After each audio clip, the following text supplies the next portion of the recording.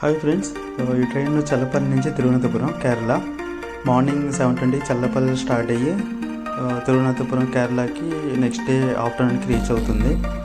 Train number 17041 అమృత Bharat express. ఈ coaches అన్నీ మొత్తం నాన్ ఏసీ. అది కాస్ట్ కూడా చాలా తక్కువ ఉంటుంది. మొత్తం కిలోమీటర్స్ 59 కిలోమీటర్స్. ఇంకోటి ఏంటంటే ఈ ట్రైన్ మీకు వారానికి ఒక్కసారి, అది మంగళవారం